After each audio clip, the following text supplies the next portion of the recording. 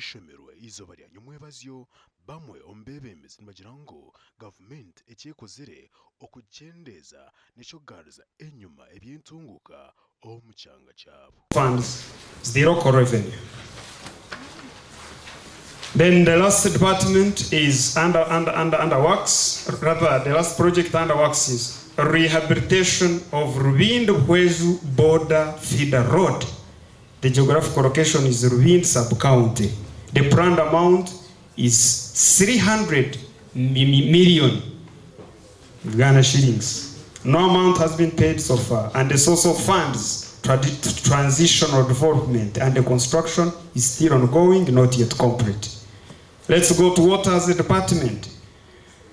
Among the projects to be accomplished under water, we have siting and drilling, installation of 7 boreholes and borehole rehabilitation.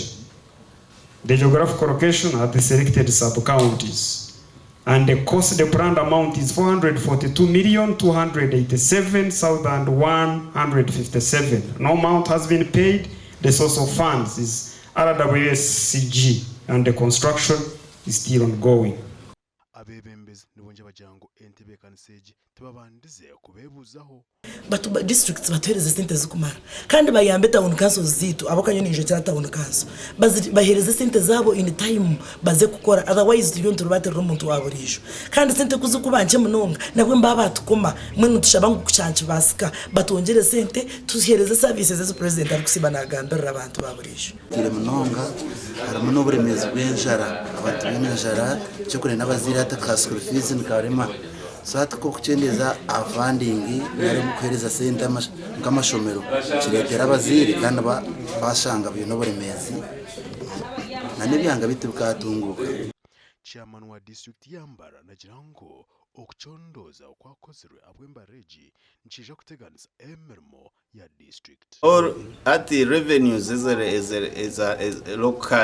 is locally mobilized zona zikachendera mu districts abo kubazi kazi baho nyingi obu government obu districts zabire nshoroze mushoro mweno mushoro kugwabire indirect tax so nugusha abantu bona nabashashura mushoro o mu Uganda Revenue Authority hateje Uganda Revenue Authority niye rukereza government sente nayo government ya rwagati ekasindikira local government so itwenka twine capacity yo kubasa kushoroza sente obusente obuturu kushoroza omunyanya omundere obuntu bucyo bwasigireho nubuce munonga tubukubasa kuremera umeje yagambo gasha kwa Ramadan our TV West.